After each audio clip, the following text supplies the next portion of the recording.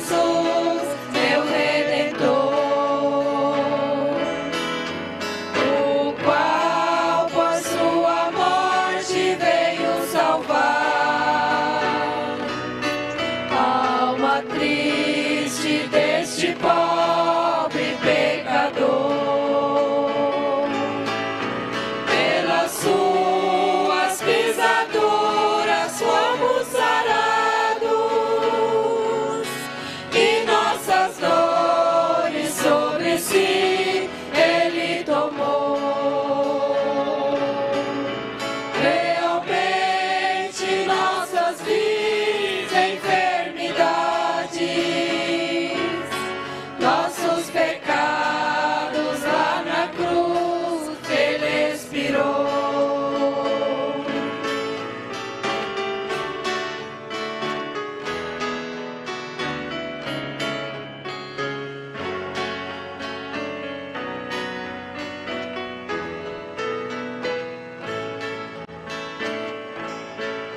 Quantas vezes a minha alma esteve triste, em agonia, muita dor e opressão.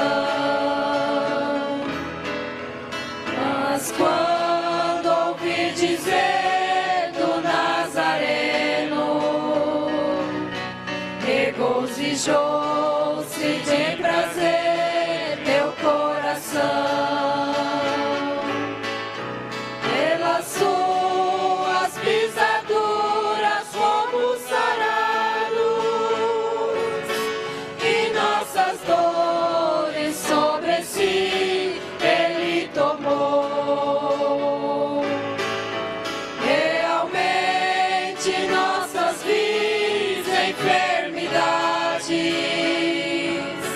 nossos pecados lá na cruz ele expirou.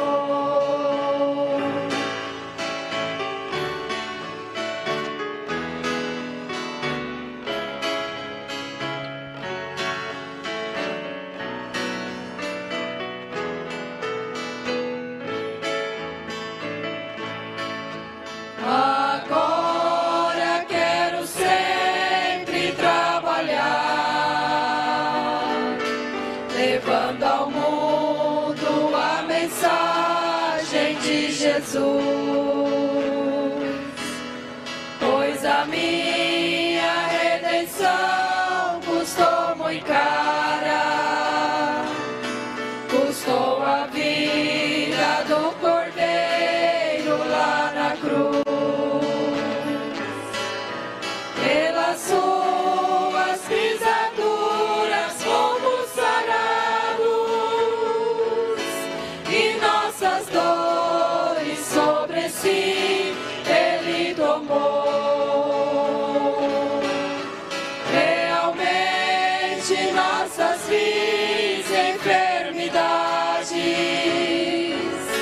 nossos pecados lá na cruz ele expirou.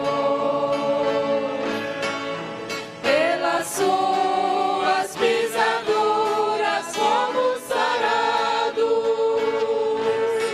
e nossas dores sobre si ele tomou.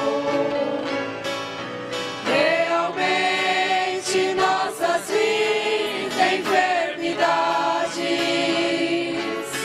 nossos pecados lá na cruz ele expirou.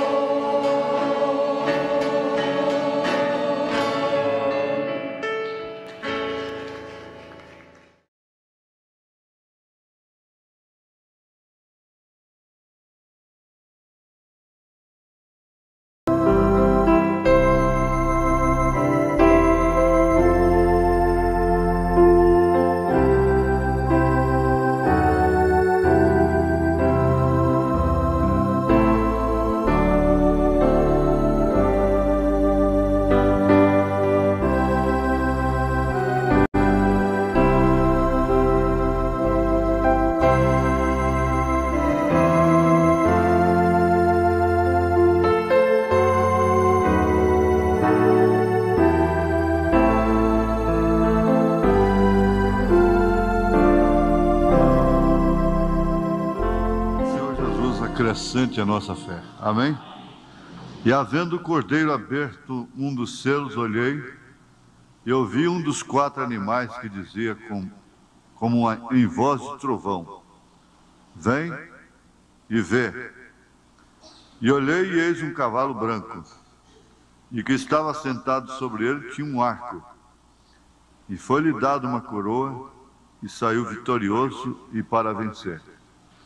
Senhor, mais uma vez pedimos ao Senhor vivificar a Tua palavra em nossos corações. Em qualquer urgência, qualquer emergência, pedido de oração, como me parece que acaba de chegar um aqui, o Senhor é o socorro, bem presente na angústia. O Senhor pode pôr as mãos, repreender o mal, o espírito da morte, qualquer obra maligna, em nome de Jesus Cristo, pelo Teu poder. Amém.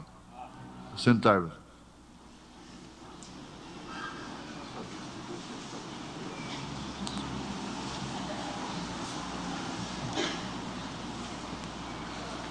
Nós vamos trabalhar mais um pouquinho dentro dos selos. Sem dúvida alguma, a revelação dos 7 selos prepara a noiva para a grande fé da transladação, ou seja, a fé para o rapto. Isso quer dizer a revelação dos 7 selos. A revelação do Apocalipse é que distingue a mensagem do profeta desta era de todas as demais. É claro que aí dentro estão os rudimentos, começando pelo batismo, em nome do Senhor Jesus Cristo. Mas tudo isso já existia e existe, como denominação. Os unicistas batizam em nome do Senhor Jesus Cristo. Há várias linhas evangélicas no mundo que não creem em 3 pessoas distintas. Isso significa que não é tudo. Essa é, sem dúvida alguma, um fundamento. Batismo em nome do Senhor Jesus Cristo, mesmo dentro da linha do ministério do profeta, ele distingue dentre os demais, não resta dúvida. Mas é bom nós sempre lembrarmos de que a revelação dos 7 selos é que caracteriza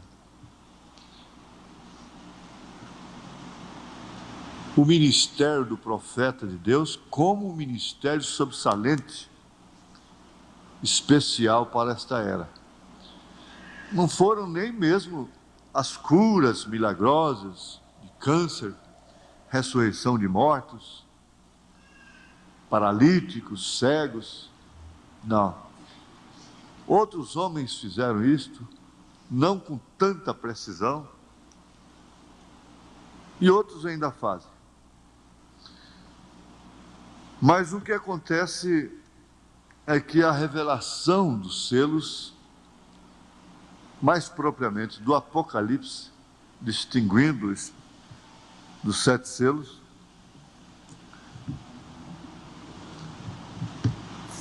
faz com que o ministério do profeta fique sendo realmente um ministério sobressalente, porque se trata do ministério do 7º anjo de Apocalipse, capítulo 10, versículo 7.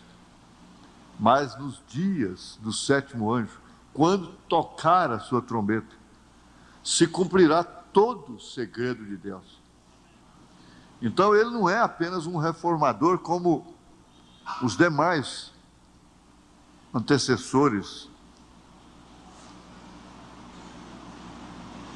Ele é um restaurador.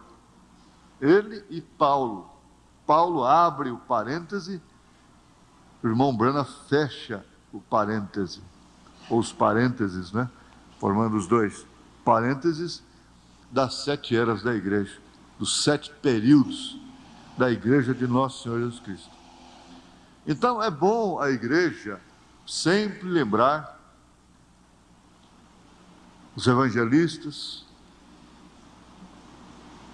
os ensinadores de um modo geral, que sem a revelação dos selos, a mensagem se torna uma mensagem comum, como as demais. Isso é baseado em na própria palavra do profeta. E é perfeitamente compreensível que esses segredos seriam, vamos dizer numa linguagem popular, seriam o último cartucho de Deus. Porque ele veio nas 3 últimas eras, suscitando, né? Vamos dizer, os 3 últimos cartuchos. Seria a justificação pela fé, com Lutero, a santificação com Wesley, e essa vida final, terrena, final no sentido terreno, né? A vida vivida, o poder da fé perfeita, que é o verdadeiro batismo com o Espírito Santo, a fé genuína na mensagem, com o irmão Brennan. Aqui no parágrafo 122, do primeiro selo, ele diz: agora os 7 trovões de Apocalipse permitirão que ele mostre a noiva, não as igrejas. Não as igrejas. Veja como você faz parte de um povo especial. Porque você não aceitaria a revelação dos 7 selos se não tivesse sido revelado acerca do profeta de Deus. Você não aceitaria. Porque as denominações não aceitam. E elas não podem aceitar. Nós temos que respeitar isto e não ignorar isto, que elas não têm como aceitar. Elas têm que ser contra mesmo. Não somente rejeitar. Mas você sabe, tem coisa que você rejeita e fica neutro a respeito daquilo e não toma conhecimento daquilo. Mas elas não podem ficar somente nisso. Elas têm que rejeitar e combater.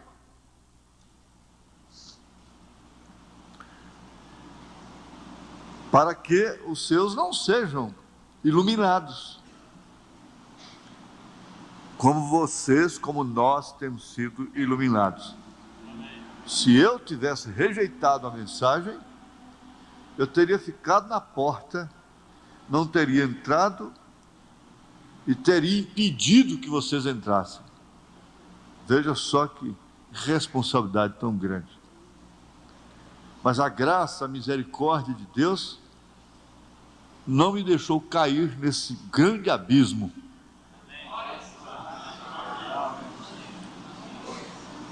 Que muitos consideram abismo, a ordem social. Mas nós temos muito que agradecer a Deus. Sermos agradecidos de uma forma incondicional. Não importa o que aconteça conosco, dentro desse caminho, dentro dessa jornada. Porque nós temos tudo para recebermos aquilo que há de vir. Porque se nós não tivéssemos recebido aquilo que a noiva tinha que receber para com aquilo receber a fé do rapto, como nós poderíamos receber? Como poderíamos ser arrebatados? Então, o que o homem pôde fazer foi feito. Veja, os 7 trovões de Apocalipse permitirão que ele, Jesus, mostre à noiva como preparar-se para obter essa grande fé de trasladação.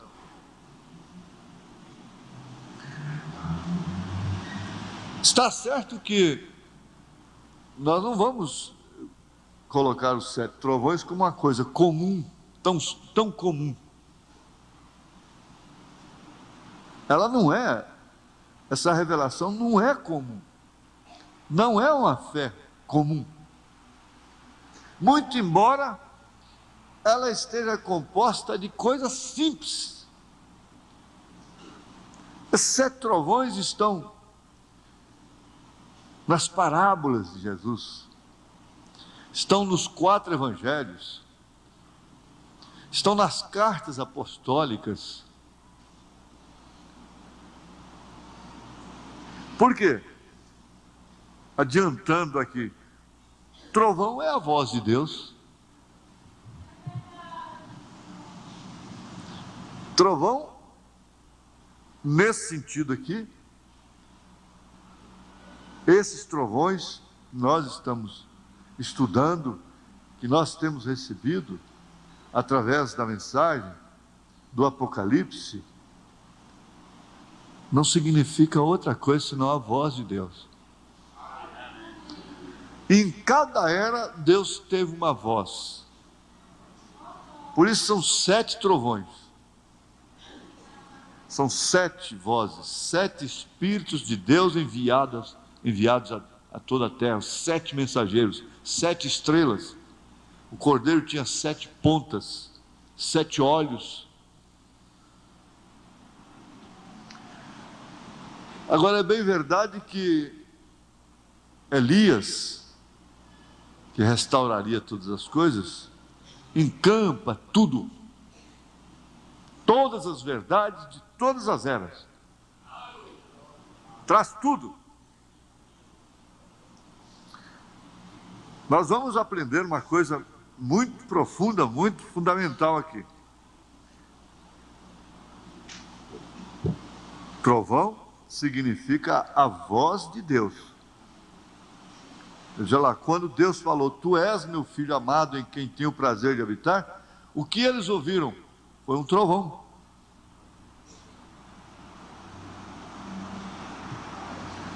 Agora, o que significa este cavalo branco de Apocalipse capítulo 1, verso 2? O que significa? Isso deixou de ser novidade para nós, é claro. Temos buscado ou temos estado muito longe do texto. Perdoe-me. Leiamos a referência de novo. Aqui eu estou no primeiro selo, parágrafo 123. E olhei quando o cordeiro abriu um dos selos, e eu vi um dos 4 animais dizendo como uma voz de trovão: vem e vê. E olhei e eis um cavalo branco, e o que assentava sobre ele tinha um arco, e lhe foi dado uma coroa. Não tinha até esse momento, ele não tinha essa coroa. Então ele saiu vitorioso e para vencer. Isso é tudo, até ali o primeiro selo. Apocalipse 6, 1 a 2. Agora encontremos os símbolos. Já vimos o que é o trovão. E isso é perfeito e o sabemos. Parágrafo 124.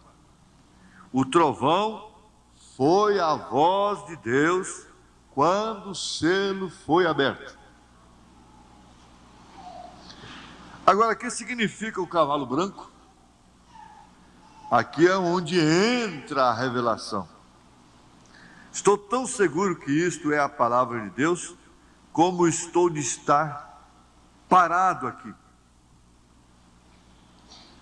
Devemos entender que esse assunto aqui foi considerado o assunto mais importante de todo o ministério do profeta.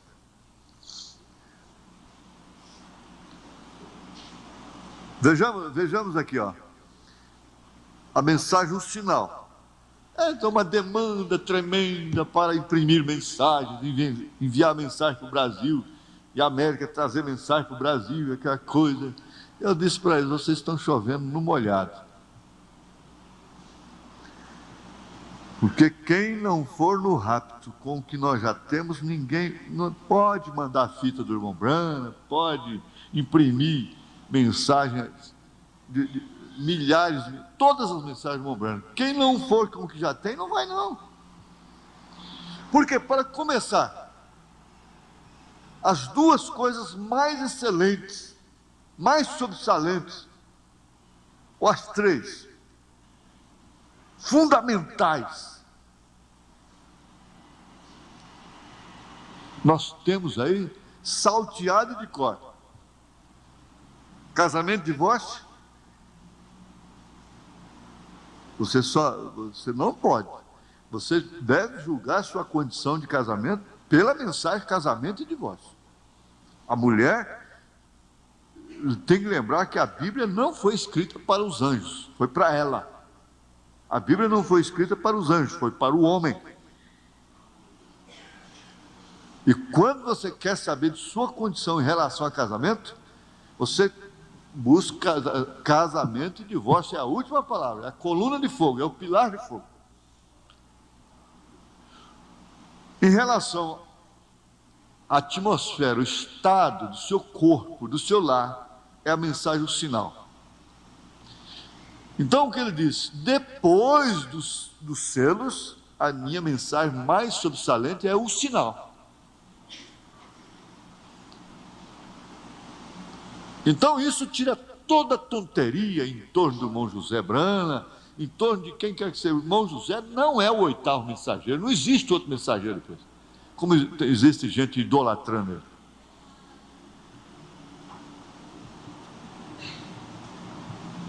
Disso ninguém precisa ter dúvida.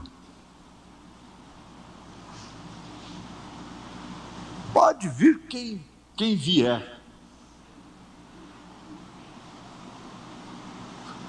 Sem o sinal, ninguém vai. Então você quer se conduzir de uma maneira confiante para o rapto? É o sinal. Pastor, mas o que é isso? É uma mensagem que chama o sinal. Você pega ela que você fica sabendo o que é. Acho que toda família tem ela. Cada casal que se casa aqui leva uma mensagem, um sinal. O maior presente que todo casamento recebe aqui é a mensagem, o sinal. E especialmente o parágrafo 129. Mensagem, o sinal, parágrafo 129. Então, é isso aí. É como dizia o irmão Bob, é simples. O resto tudo é complicar, é fazer a viagem de 4 dias, virar 40 anos no deserto. É complicar. É para aparecer Datã, Coré, Birão, essa coiseira toda.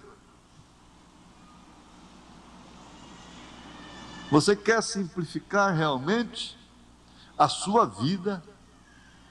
Pega isso.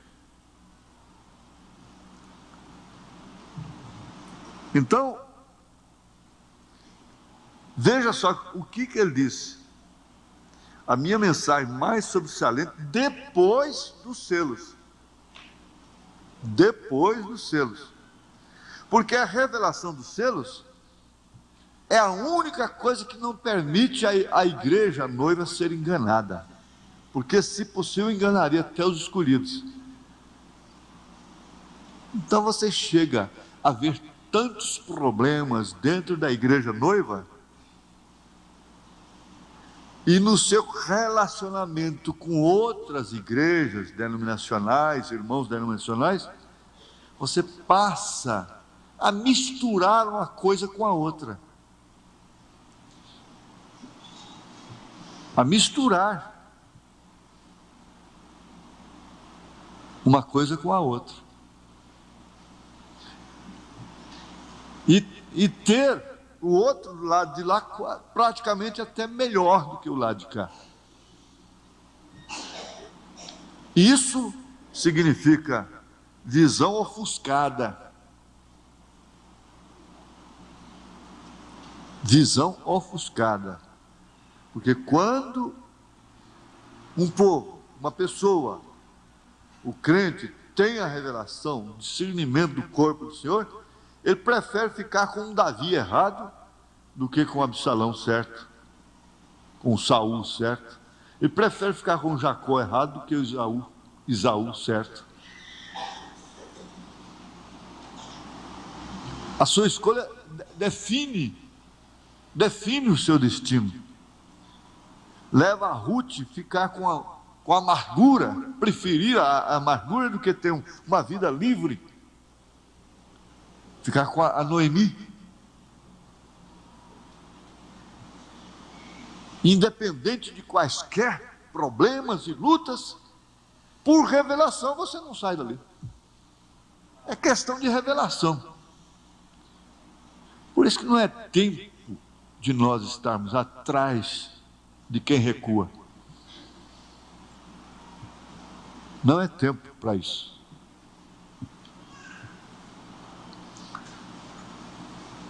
Então nós já vimos o que é o trovão.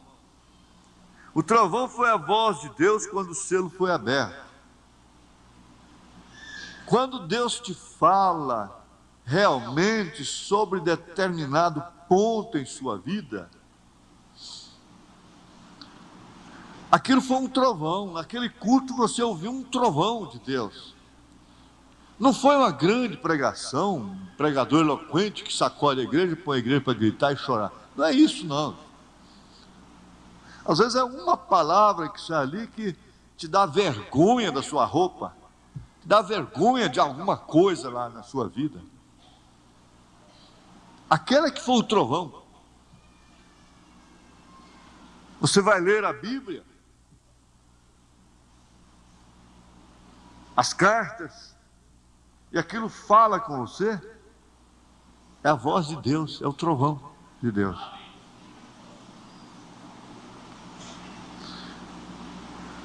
Agora, o que significa o cavalo branco? Vamos lá, vamos adiante. É difícil, não é, Maria? Nós temos tanta coisinha boa aqui, mas estou tão seguro que isto é a palavra de Deus, como estou de estar parado aqui. Tenho lido todos os livros que pude encontrar acerca disso. A última vez que... Eu vou fazer o seguinte. Ele leu Smith, os Adventistas, e dizem que era, como eu li também, que era o mais próximo, que era a verdade, né?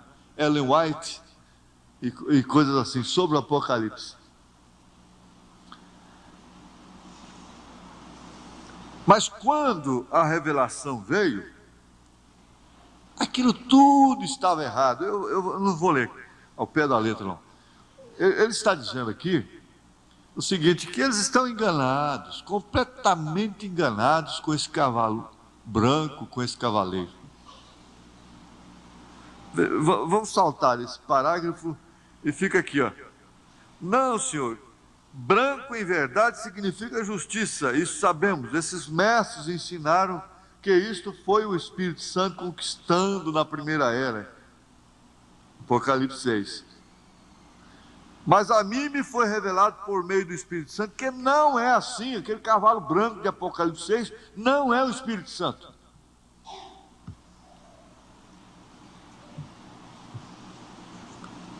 Ele tinha que conquistar.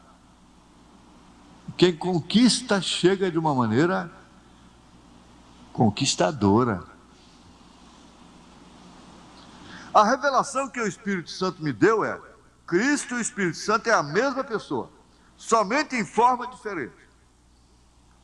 Então aqui temos a Cristo, o Cordeiro, com o livro na mão.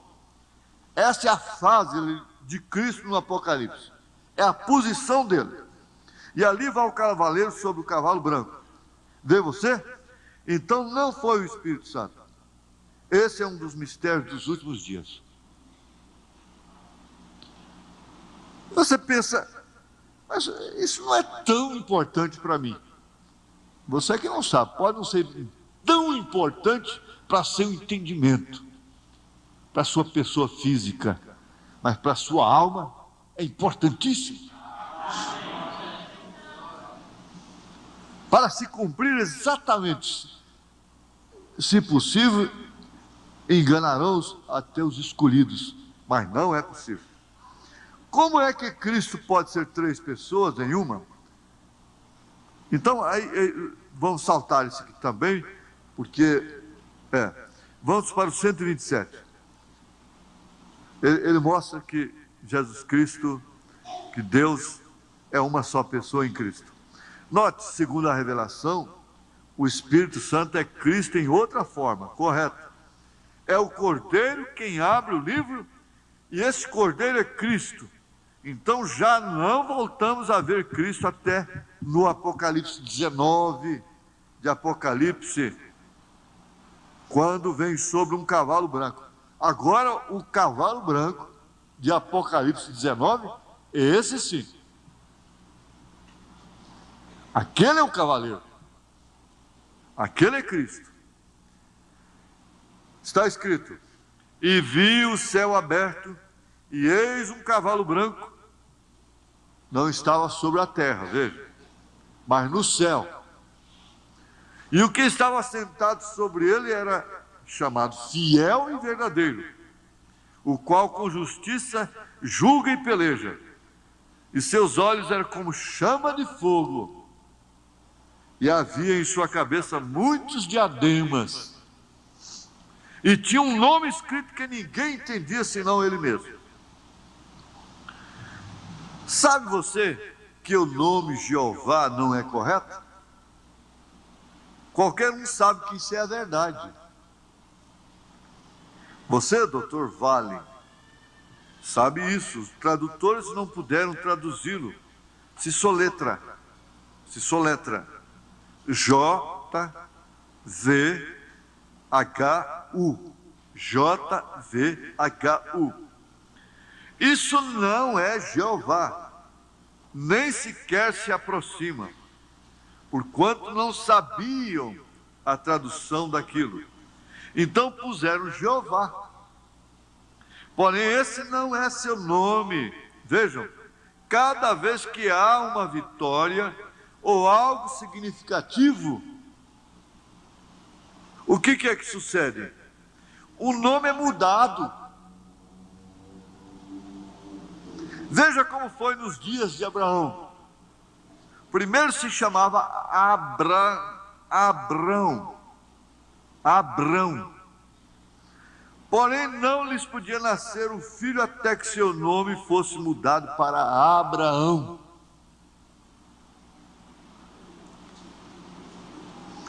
E o mesmo com Sarai. Ela não tinha nada mais que um ventre morto, até que seu nome foi mudado para Sara. Antes era Sarai, com ventre morto. Mas depois ele mudou o seu nome para Sarai, ou para Sara, de Sarai para Sara. Não foi isso? Continuemos. O nome Jacó significa suplantador. Isso quer dizer o que ocupa o lugar de outro, o enganador. Isso foi o que ele fez. Ele não fez outra coisa. Ele só fez isso. Pôs uma pele de ovelha, enganou seu pai, quem era um profeta, para obter a bênção do primogênito.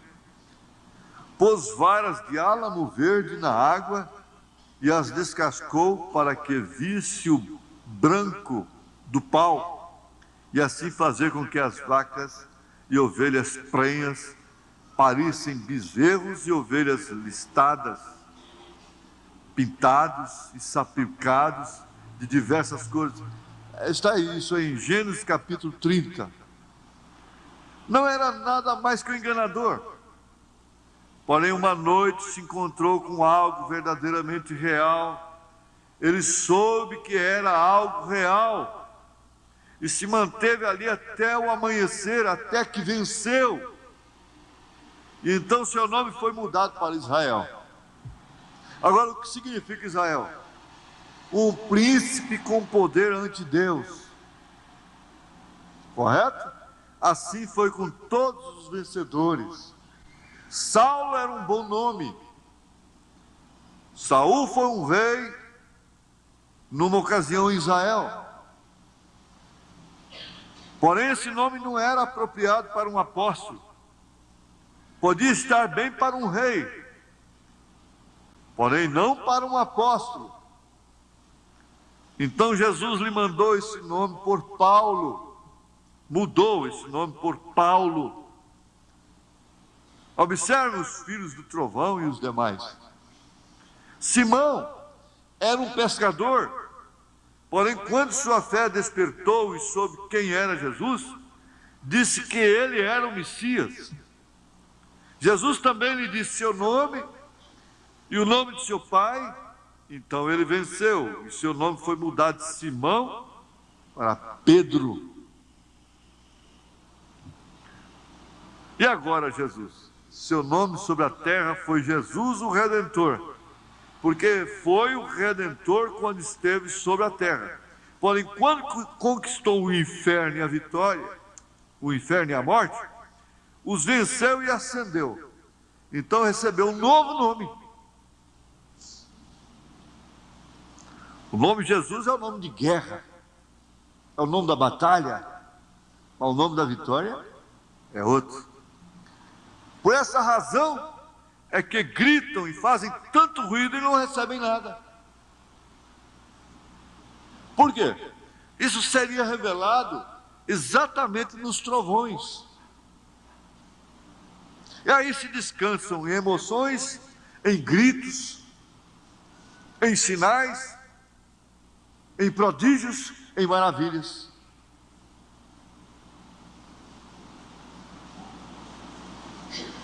E é por isso que serão enganados.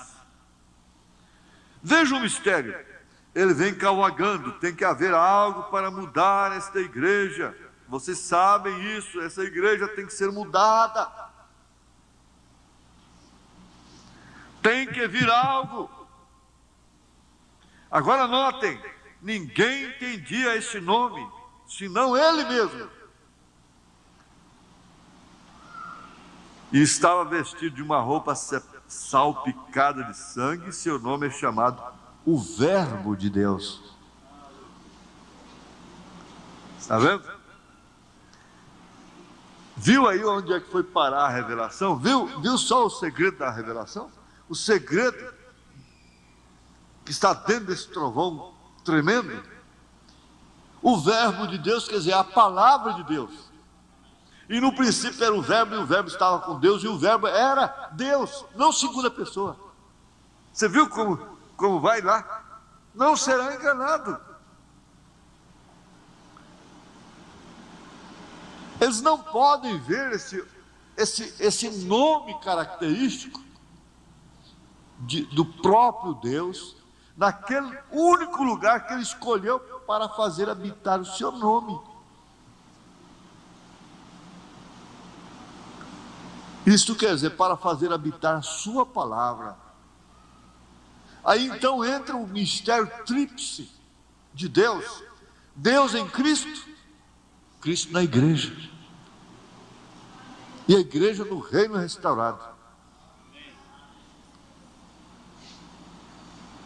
E os exércitos que estão no céu lhe seguiam em cavalos, vestidos de linho finíssimo, branco e limpo, e de sua boca saía uma espada aguda para ferir com elas as pessoas, e ele os regerá com vara de ferro, e ele pisa o lagar do vinho do furor e da ira do Deus Todo-Poderoso.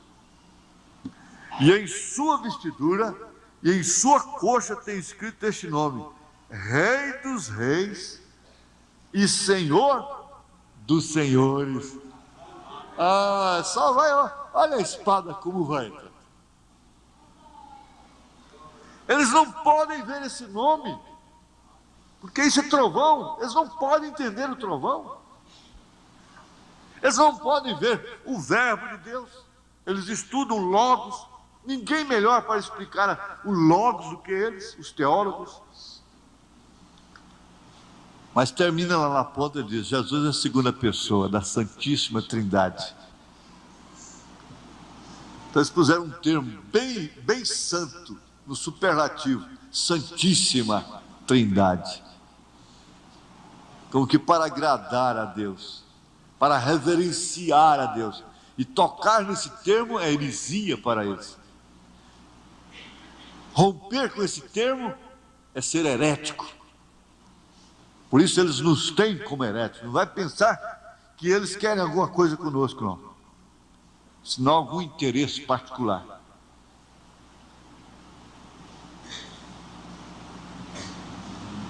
Eles não podem ver. Jesus disse que eles não podem ver.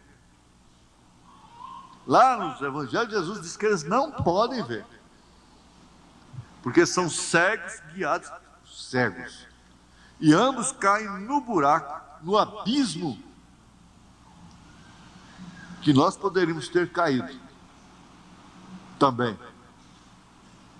se não for a graça ter nos revelado, mostrado isso. Ora, o que é Rei dos Reis? O que é ser Rei dos Reis? É ser segunda pessoa? O que é ser Senhor dos Senhores? É ser segunda pessoa?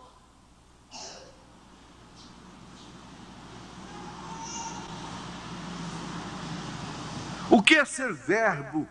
Verbo de Deus.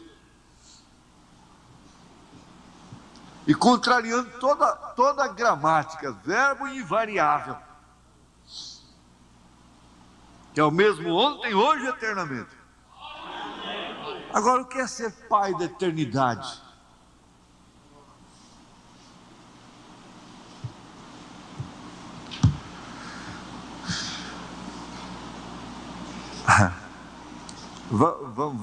Vamos ficar por aqui. Eu vou tirar essa parte aqui, passar para o 138, 139, aí a gente encerra.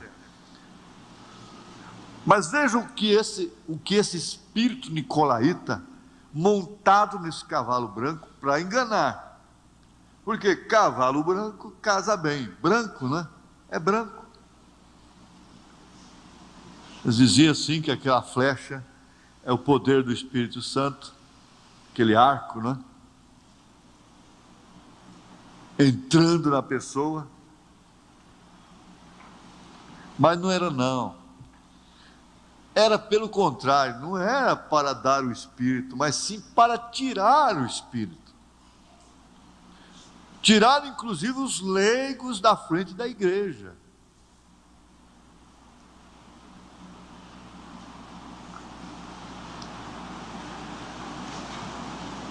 Tirar os leigos da frente da igreja. A igreja pentecostal, dá uma olhadinha para trás e veja o que ela foi quando os leigos estavam na frente dela. Tinha suas meninices, tinha suas ignorâncias, errava o alvo acima, tudo bem, errava, às vezes. Mas veja o que foi a igreja pentecostal. Veja o que foi a igreja pentecostal que desceu lá em Belém do Pará em 1910. Veja quem foi ela. E veja a de hoje. Elas não têm mais bandas de música, não tem mais pandeiro. Elas têm corais, como as denominações. E seus pastores têm que agora ter teologia, serem formados também. Viu como é que esse cavalo ainda não parou de trabalhar, esse conquistador? Nicolaíta. Por quê? Tirar o Espírito, o Espírito Santo da igreja e assim conquistá-la. Por quê? Sem tirar o búfalo do índio, jamais poderia destruí-lo. Jamais os índios seriam conquistados lá na América. Por que que eles mataram um búfalo da maneira que diz o irmão Branham que como é que fariam os ecológicos de hoje, hein? Ele disse: aquilo é uma mancha na bandeira da América. Ele quer tirar a sua força, ele quer tirar aquilo que te nutre, ele quer tirar você da igreja. E aquela companhia que chega, como ele disse ali na palavra igreja, manso, fazendo uma amizade especial com você. De todas as formas, ele quer tirar a força, a sua força moral dentro de casa. Ele tem que tirar a sua força, dividir a sua força. Porque a mulher não estaria satisfeita com a força dela como mulher, a força feminina do vaso mais frágil. E o homem, por sua vez, se renderia, e o valente seria amarrado e a casa saqueada. Qual é a casa que não está saqueada? Vai ver onde está seu chefe, vai ver onde está a mulher daquela casa.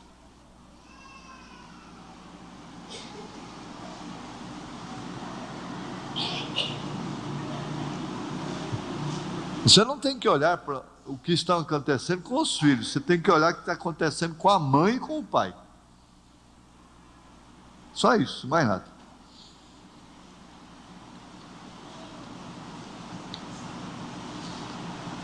Agora, ele tinha que tirar aquilo do qual a igreja sobrevivia, que era o assim diz o Senhor. Eles eram de poucas palavras, e o que falava sucedia, o que eles falavam sucedia, era sempre assim diz o Senhor. Então eles tinham que tirar esse poder, e começou pelo pacto político. A política tira a força, ela é divisionista, ela reparte as forças, ela é parlamentarista por natureza.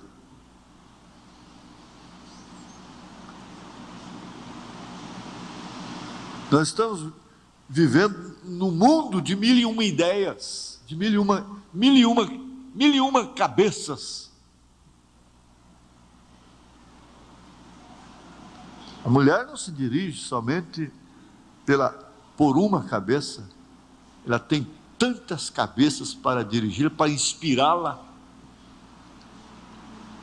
O homem também.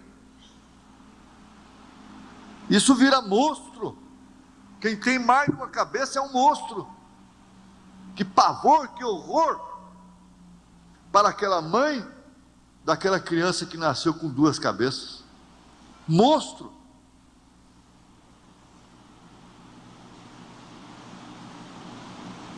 E eles querem pôr um Deus de 3 cabeças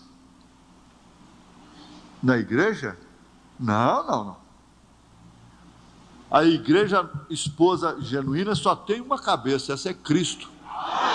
Ela não tem 3 cabeças. Mas era tirar isso, era conquistar essa verdade, conquistada onde? Nos bancos de seminários da teologia? Não, conquistadas as cadeias, nos valados, no sangue, no Pentecoste.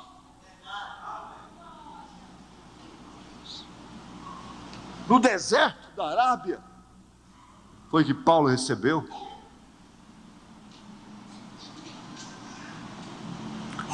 Então veja, ele tinha que conquistar e tirar aquilo do qual a igreja sobrevivia, que era unicamente o Espírito Santo.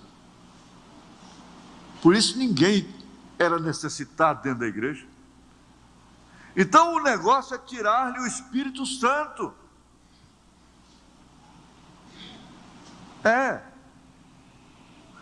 Porque sem tirar o Espírito Santo, você não pode ser conquistada.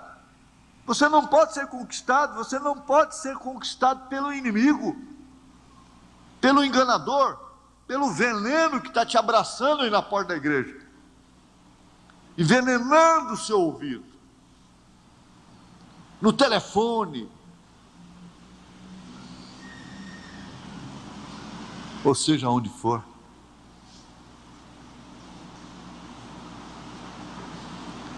Veja aqui, antes de qualquer coisa, para conquistar a mulher, o que ele tem que fazer? O homem tem que fazer? Ele teria que tirar o espírito, ele teria que tirar a virtude de fidelidade que ela tem. Ele tem que quebrar aquela virtude, para então conquistá-la.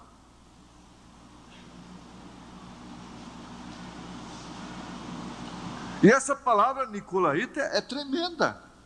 Então saiu, o parágrafo 138. Então saiu este cavaleiro sobre o cavalo branco. Porém, quem é? É um poderoso em seu poder para conquistar. É um conquistador. Querem que lhes diga quem é? Esse é o anticristo. Ele está de cavalo branco, justamente para enganar. Por quê? Porque é o anticristo, segundo as palavras de Jesus, o qual disse que os dois espíritos seriam tão semelhantes que, se possível, enganariam os próprios escolhidos. É o anticristo, o espírito do anticristo. Tirou o Espírito Santo e engana mesmo, acabou.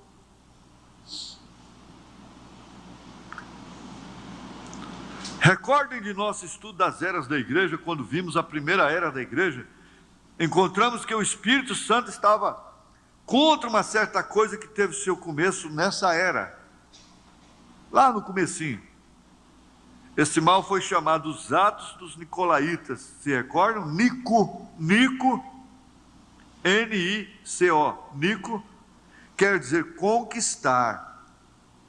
Laita significa a igreja.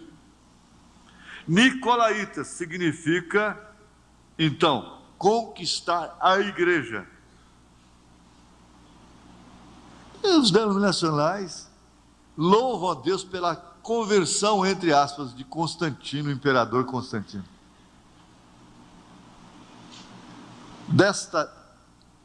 O profeta chegou a dizer, está vendo? Ele pediu oração para a igreja verdadeira, a igreja orou por ele e deu no que deu.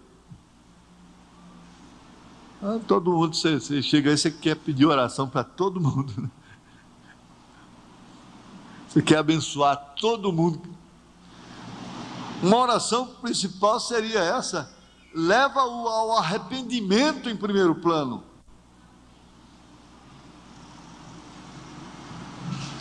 Mas é tão claro isso, o profeta disse, ele pediu oração porque ele estava em crise. A Roma estava em crise, a Roma pagã. E a igreja estava forte, a igreja verdadeira, a igreja cristã.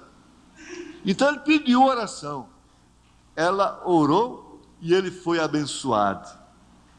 Deu no que deu. Resultou em concílio de Nicéia, resultou em doutrina de 3 pessoas, batismos títulos e essa coiseirada toda.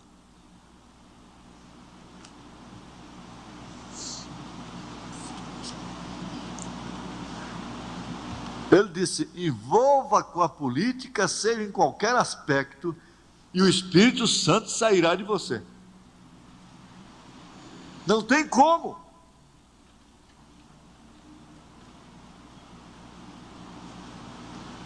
Os irmãos, as pessoas que entendem mais de política, sabem que isso é verdade, eles sabem melhor do que nós, até nós mesmos.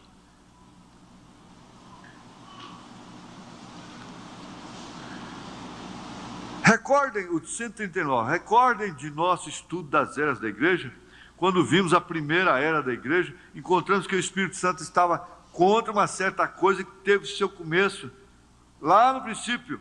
era justamente aquele níqua, aquela laita, que significa conquistar a igreja. Seu propósito era de tirar o Espírito Santo da igreja e pôr tudo sobre um homem santo, que seria o chefe de tudo, seria Deus na terra, sua santidade. Vocês o viram no estudo. Notem que nicolaíta foi um dito numa era da igreja, foi um dito apenas, porém na próxima era virou uma doutrina, e na terceira era da igreja foi algo impositivo, foi imposição, mandou tanto, veja como ela penetrou no mundo da ciência, da tecnologia, mandou em tudo. Foi a política em todos os seus aspectos. E por isso ela é tão fraca hoje. Por isso as nações estão ingovernáveis. Não há razão, não existe explicação do ser humano não ter casa própria. Um ser humano não ter casa própria. Ele não é Cristo para dizer: as raposas têm seus ninhos, as aves dos céus têm seus ninhos, as raposas têm seus covis, suas locas, mas o Filho do Homem não tem onde reclinar sua cabeça. Não existe lógica no mundo para um ser humano não ter pão de cada dia, porque o João de Barro tem sua casa, e ele não morre de fome. Isso é a política errada. Por que nós temos os inertes? Por que temos raça degenerada, povo doente, desanimado, mente ofuscada, até em relação a ter sua própria casa, sem iniciativa? Tudo deve-se à política lá de trás. As nações que tiveram uma política mais cristianizada, elas têm um nível diferente. Aquelas que foram colonizadas com a Bíblia, como é o caso dos Estados Unidos.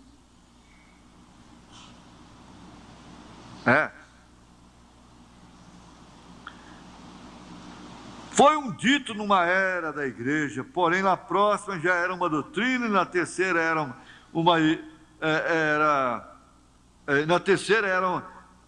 era da igreja já foi impositivo. Logo tiveram o concílio de Nicéia e foi estabelecido como uma doutrina na igreja. E que foi a primeira coisa que sucedeu? Ali nasceu a primeira organização, é correto? Digam-me vocês qual foi a primeira igreja organizada. Foi a Igreja Católica Romana. Ela é a mãe de todas as organizações. Ela tem a doutrina mãe. Mas vamos voltar só um pouquinho, vamos ficar de pé. Eu já passei 7 minutos. Trovão, a voz de Deus. Que o Senhor te abençoe, o Senhor te recompense. E lembre-se, guarde isso. A mensagem mais sobressalente, depois disso aqui, depois dos selos. Veja o quanto é importante o que você ouviu nesta noite. Que é o mais sobressalente é isso. Depois vem o sinal. Depois disso aqui vem o sinal. Isso quer dizer que a pessoa pode ter casa limpa, vinda limpa, mas se não tiver essa revelação aqui, é enganada do mesmo jeito. Então o sinal segue isto aqui. Glória a Deus. Amém? Você é um pregador do Evangelho também, e você está aqui por uma boa causa. Você não está doente, você está em necessidade e você quer um avivamento pentecostal para começar em sua igreja. Todos nós queremos isso. Vamos todos ficar de pé por um avivamento pentecostal.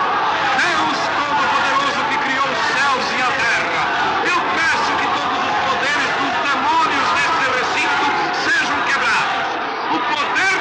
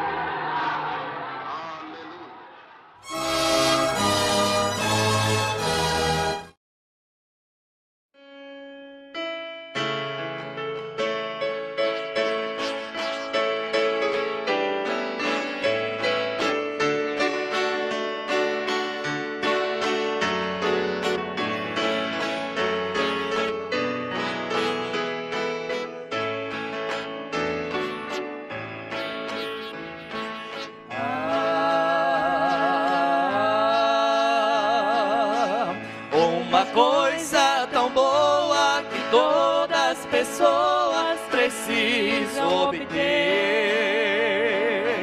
Se tu vives cansado, o temor do pecado te faz sofrer. Jesus te perdoa, te dá uma coroa com todo prazer. Renuncia ao pecado, com Cristo ao seu lado você vai vencer. E fará pra você o que fez para mim. Fim da paz, fim da gozo, Deus maravilhoso, Ele cuida de mim.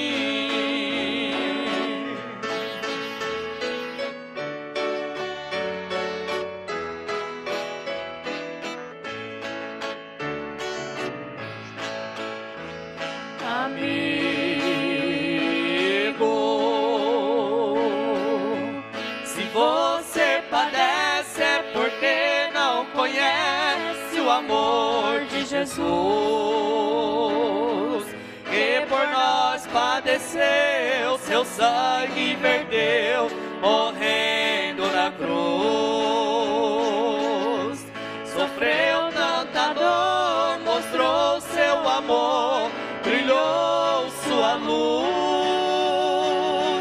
Jesus Cristo é maravilhoso, da paz e da gozo e ao céu nos conduz. E fará pra você o que fez para mim. Me dá paz, me dá gozo, Deus maravilhoso, Ele cuida de mim. E fará pra você o que fez para mim. Me dá paz, me dá gozo, Deus maravilhoso, Ele cuida de mim. Me dá paz, me dá gozo, Deus maravilhoso, Ele cuida de mim.